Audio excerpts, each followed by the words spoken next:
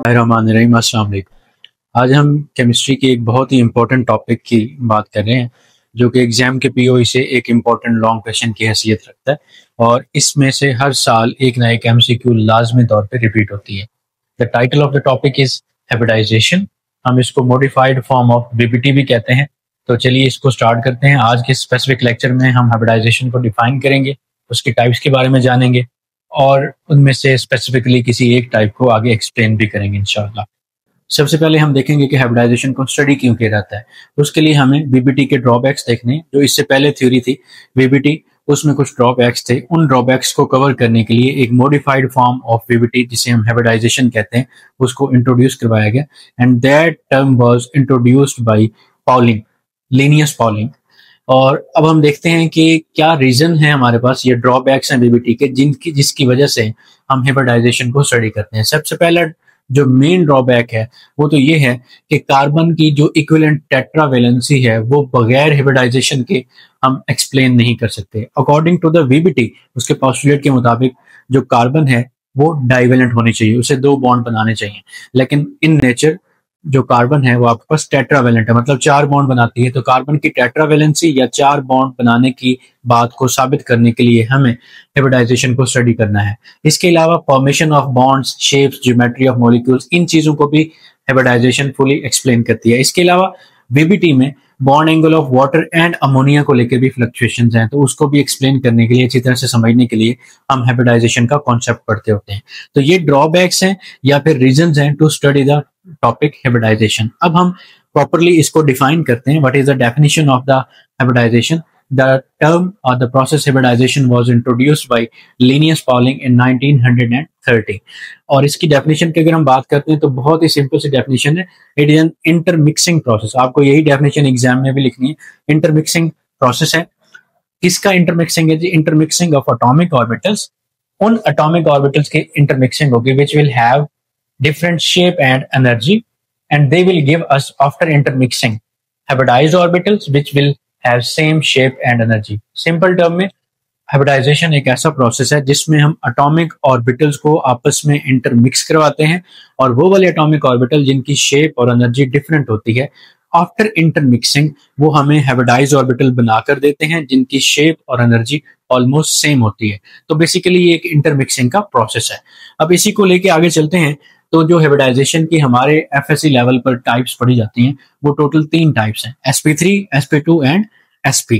दरअसल हम लोग एफएससी लेवल पे हाइब्रिडाइजेशन की इन 3 टाइप्स को पढ़ते हैं जिनमें s और p ऑर्बिटल इन्वॉल्व होते हैं। हायर लेवल पे इसकी और भी टाइप्स हैं जिनमें d ऑर्बिटल इन्वॉल्व हो जाता है, लेकिन हमारा टॉपिक जो है वो लिमिटेड रहेगा s और p ऑर्बिटल की हाइब्रिडाइजेशन तक। तो उसमें सबसे पहले जो हमारे पास टाइप है, पहले तो हम देख लेते हैं कि इसकी टोटल टाइप्स है हमारे पास जी 3। सबसे पहली है sp3, then there is sp2, then there is sp। ये 3 टाइप्स हैं हमारे पास हाइब्रिडाइजेशन की। अब इनकी भी स्पेसिफिक डेफिनेशंस होंगी आपके पास। जब भी एग्जाम में क्वेश्चन आएगा, ऐसे क्वेश्चन नहीं आएगा कि write a complete note on hybridisation.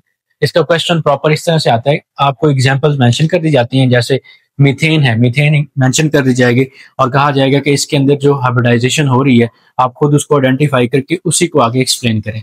तो आप आइडेंटिफाई कर लेते हैं अगर कि मीथेन के अंदर sp3 हाइब्रिडाइजेशन हो रही है, तो आप फिर पहले उसको डिफाइन करेंगे और फिर प्रॉपर sp3 हाइब्रिडाइजेशन को ही एक्सप्लेन करेंगे। तो sp3 हाइब्रिडाइजेशन, sp2 या sp की डेफिनेशन बिल्कुल इसी वे में आपने इलेबोरेट करनी है। फर्क सिर्फ इतना होगा, यहाँ पे हमने कहा intermixing of simple atomic orbitals, लेकिन यहाँ पे अगर हम sp3 की बात करते हैं तो यहाँ आप कहेंगे intermixing of 1s and 3p atomic orbitals. और sp2 में क्या होगा? Intermixing of 1s and 2p atomic orbitals. और sp में क्या होगा? Intermixing of 1s and 1p atomic orbitals. ठीक है। दूसरी बात आपने यहाँ पे ये याद रखनी है कि जब भी हाइब्रिडाइजेशन होती है तो वहां पे एक चीज फॉलो करनी होती है लाजमी तौर पे, कंजर्वेशन। कंजर्वेशन किसकी? Conservation of orbitals. जितने भी ऑर्बिटल्स होते हैं आपके पास वो हमेशा उनकी जो क्वांटिटी है वो कंजर्व रहती है। ये एक तरह की कंडीशन आ जाती है जो हाइब्रिडाइजेशन में फुलफिल करनी पड़ती है हमें। इसका मतलब ये होगा, हमने कहा ना ये कि इंटरमिक्सिंग है, इंटरमिक्सिंग में एटॉमिक ऑर्बिटल्स मिलते हैं और हमें hybridize orbital as a result मिलेंगे। तो जो एटॉमिक ऑर्बिटल्स इंटरमिक्सिंग से पहले होंगे उनकी क्वांटिटी और जो आपको हाइब्रिडाइजेशन के बाद मिलेंगे उनकी क्वांटिटी हमेशा इक्वल होने चाहिए, कंजर्व रहने चाहिए। तो sp3 हाइब्रिडाइजेशन को स्टार्ट करते हैं ताकि ये चीजें भी हम साथ साथ एक्सप्लेन करें। तो सबसे पहले जी हमारे पास टॉपिक है दैट इज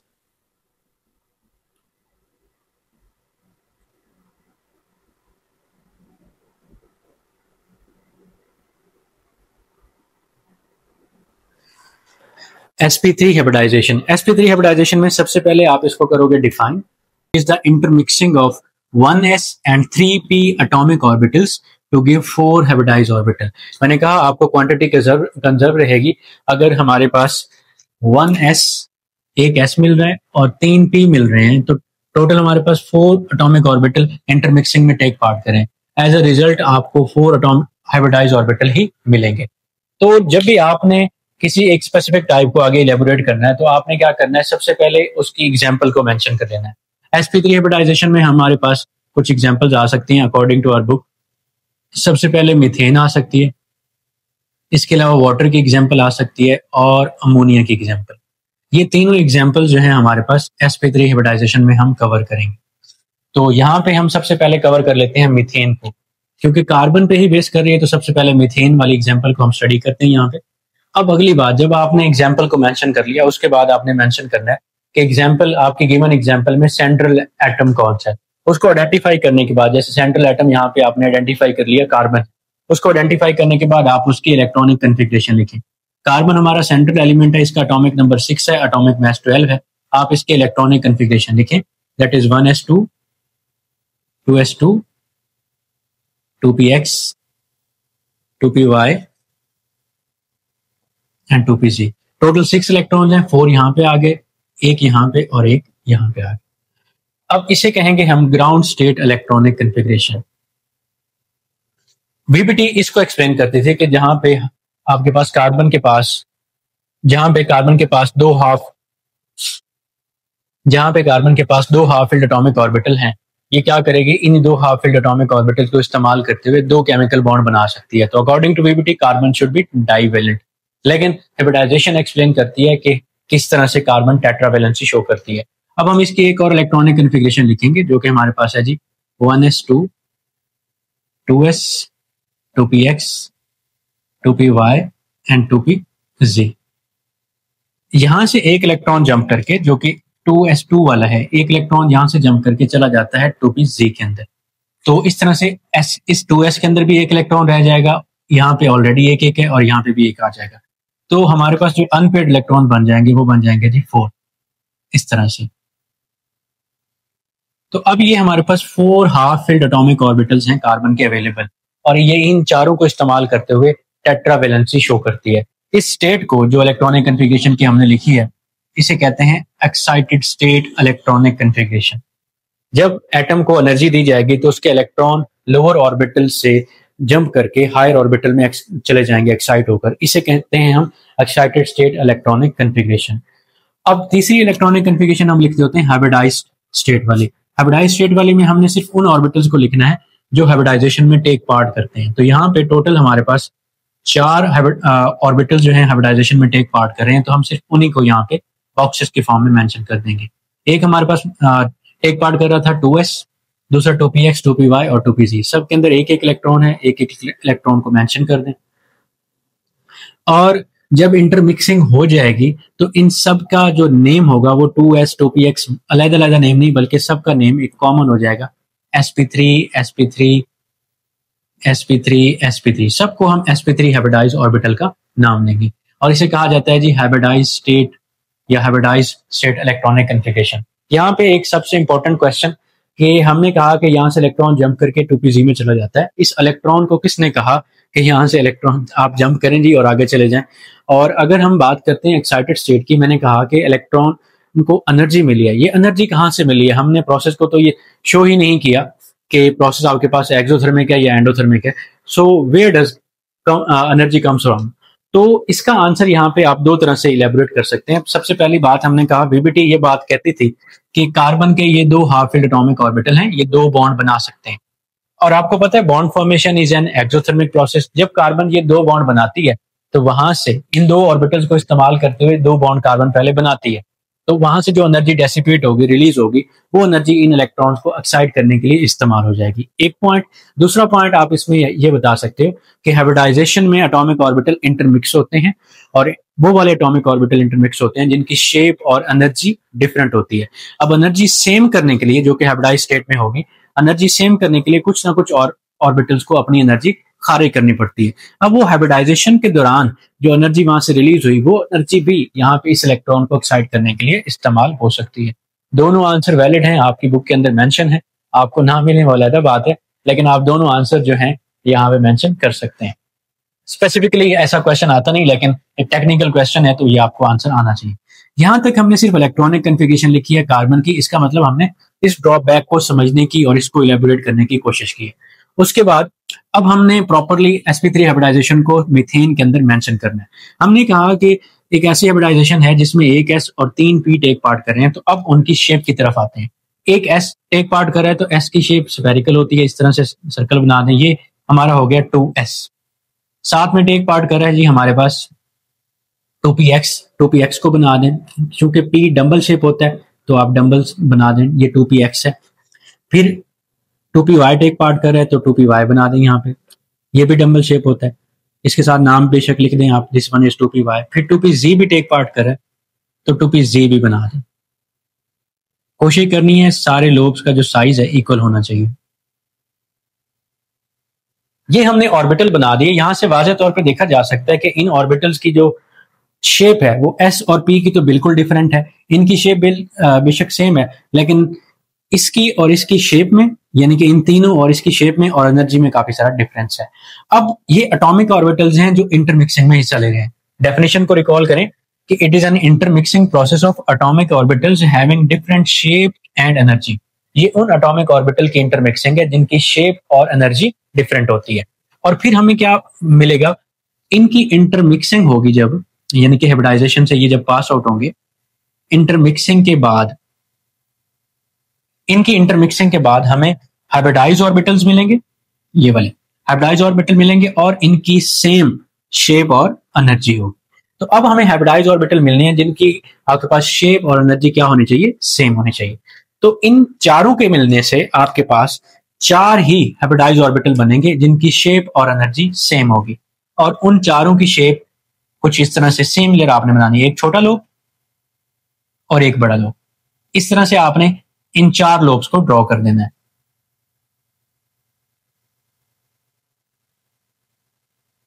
और इन चारों का नेम, अब किसी का name sp, xp, y, pz नहीं होगा, बल्कि इन चारों का नेम sp3 हाइब्रिडाइज्ड ऑर्बिटल रखा जाएगा। अब ये चारों आपने ऑर्बिटल्स बना लिए, सबके अंदर एक एक इलेक्ट्रॉन है, वो भी मेंशन कर दें बेशक।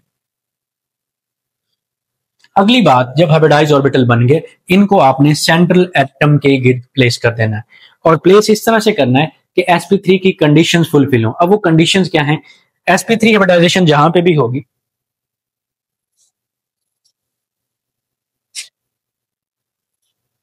sp3 हाइब्रिडाइजेशन जहां पे भी होगी, वहां पर जो बॉन्ड एंगल है वो ऑलमोस्ट 109.5 का होना चाहिए। दूसरी बात, जो मॉलिक्यूल की शेप है वो टेट्राहेड्रल शेप में होना चाहिए। ये दोनों एमसीक्यू के तौर पे भी आपसे पॉइंट पूछे जा सकते हैं। तो अगली बात ये है, सेंट्रल एटम को प्लेस करें। सेंट्रल एटम है हमारा कार्बन, प्लेस कर दिया हमने इसको। उसके बाद इन चारों ऑर्बिटल्स को इस सेंट्रल एटम के गिर्द इस तरह से प्लेस करें कि ये मैक्सिमम डिस्टेंस पे हो, शेप टेट्राहेड्रल बननी चाहिए। मैक्सिमम डिस्टेंस पे इसलिए हो कि इनकी आपस में रिपल्शन कम से कम हो। तो अब हमने क्या करना है, चारों ऑर्बिटल्स को टेट्राहेड्रल वे में यहाँ पे प्लेस कर देना है। जब आप सेंट्रल एटम के गिर्द प्लेस करते हो ऑर्बिटल्स को, हाइब्रिडाइज्ड ऑर्बिटल को, तो छोटे वाला लोब नहीं बनाते होते, सिर्फ बड़े वाला लोब बनाते हैं अपनी फिजिबिलिटी के लिए।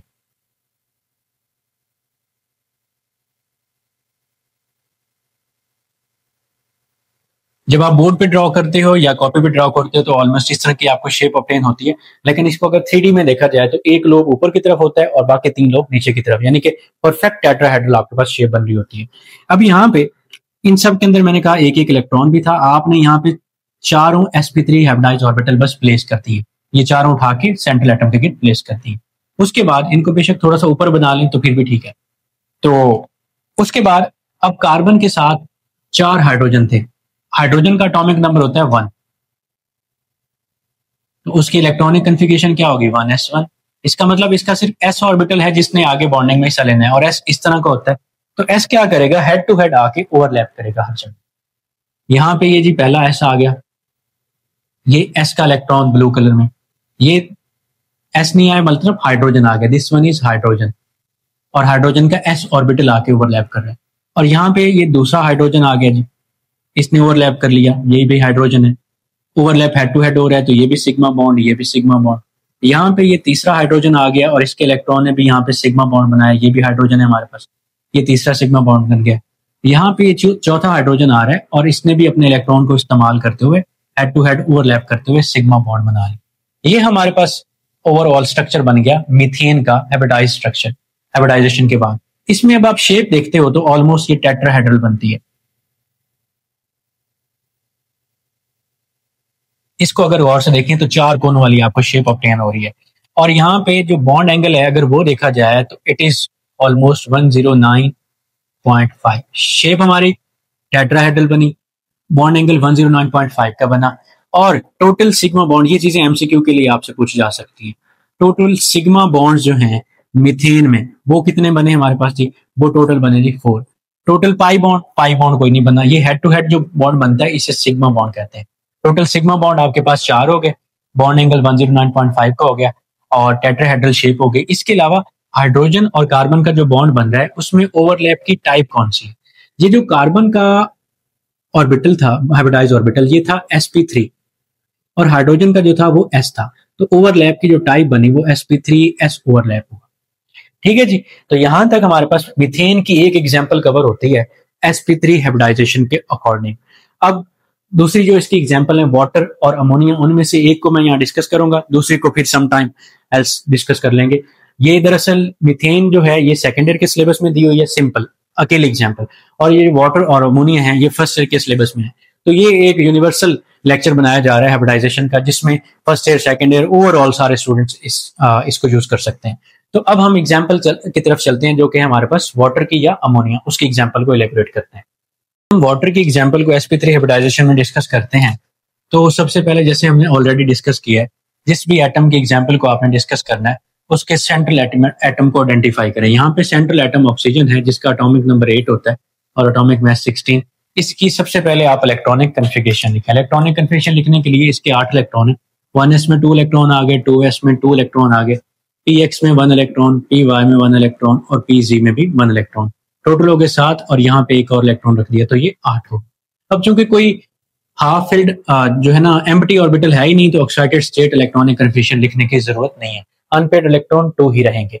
तो अब अगली बात, sp3 हाइब्रिडाइजेशन कैसे फॉलो होगी। sp3 हाइब्रिडाइजेशन के लिए हमें पता है कि एक s टेक पार्ट करेगा और 3 p atomic orbital take part करेंगे, ये बात। इसके बाद हम डायरेक्टली हाइब्रिडाइज्ड स्टेट इसके लिखेंगे। हाइब्रिडाइज्ड स्टेट में क्या होगा, जो से ऑर्बिटल्स हाइब्रिडाइजेशन में टेक पार्ट कर रहे हैं उनको सिर्फ मेंशन करेंगे। तो एक s टेक पार्ट कर रहा है, यानी कि 4 टेक पार्ट कर रहे हैं 4 ही बनेंगे। एक s टेक पार्ट कर रहा है उसमें 2 इलेक्ट्रॉन है, px टेक पार्ट कर रहा है उसमें भी 2 इलेक्ट्रॉन है, py में 1 इलेक्ट्रॉन है और pz में 1 इलेक्ट्रॉन है। और ये जो चारों बन रहे हैं, अब इन चारों का एक कॉमन नेम होगा sp3 हाइब्रिडाइज्ड ऑर्बिटल्स। इनमें से अब किसी का भी नेम s या p नहीं रहा, सब कॉम्बिनेशन है sp3 हाइब्रिडाइज्ड ऑर्बिटल्स का। अब अगली बात, ये जो चारों ऑर्बिटल्स बने हैं उनकी शेप बिल्कुल इस तरह की होगी। यहाँ पे जो हमने बाकी मीथेन में यूज किया था ये सारे कुछ वैसे ही है कि एक s, 2s, 2px, 2py और 2pz इंटरमिक्स होंगे और आपको 4 ऐसे हाइब्रिडाइज्ड ऑर्बिटल मिलेंगे। फर्क सिर्फ इतना होगा कि इसके 2s यानी कि एक हाइब्रिडाइज्ड ऑर्बिटल में और दूसरे में, पहले और दूसरे में 2-2 इलेक्ट्रॉन होंगे, तो आप यहाँ पे 2-2 इलेक्ट्रॉन मेंशन कर दो, बस बाकी सारा सेम। अगली बात ये है कि हमने इसकी शेप को ड्रॉ करने के लिए सेंट्रल एटम अपना ऑक्सीजन यहाँ पे प्लेस करना है और इसके गिर्द हमने अपने जो हाइब्रिडाइज्ड ऑर्बिटल्स हैं इनको प्लेस करना है टेट्राहेड्रल वे में। तो सबसे पहले चारों को प्लेस करते हैं जी। ये हमारे पास एक ऑर्बिटल आ गया जिसमें 2 इलेक्ट्रॉन है, आपने ऐसे मेंशन कर दिए। इसी तरह से ये आपके पास आ गया जी दूसरा ऑर्बिटल जिसमें 2 इलेक्ट्रॉन है अगेन, और बाकी जो दो हैं जिनके अंदर एक एक इलेक्ट्रॉन है उनको आप यहाँ पे मेंशन कर दो।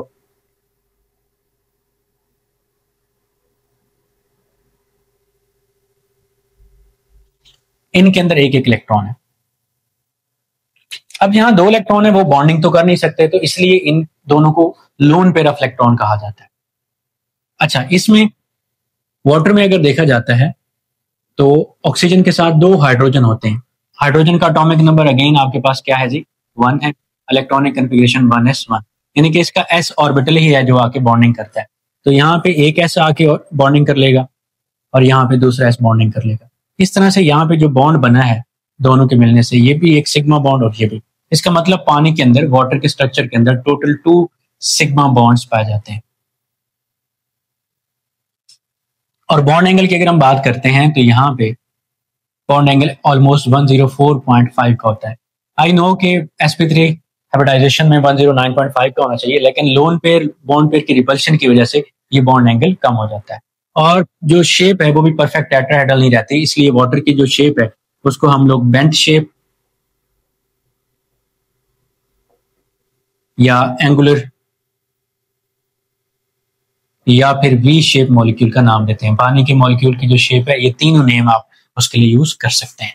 तो that was about the example of the water. इसी तरह से अमोनिया की जब एग्जांपल की बात करते हैं तो उसके ऊपर एक लोन पेयर होता है और उसके जो बॉन्ड पेयर और लोन पेयर में रिपल्शन है वो कम होती है, क्योंकि एक ही लोन पेयर है, तो उसका जो बॉन्ड एंगल आपके पास होगा वो होगा जी 107.5 और ट्राइगोनल शेप उसकी बनेगी पेरिमेटल। तो ये हमारे पास यहाँ तक sp3 हाइब्रिडाइजेशन कवर होती है, जिसमें हमने 3 एग्जांपल्स को कवर किया है। So that was all about the sp3 hybridization and the introduction of the hybridization. Next time, inshallah, we will talk about sp2 and sp hybridization. Till then, Allah Hafiz. Thank you so much.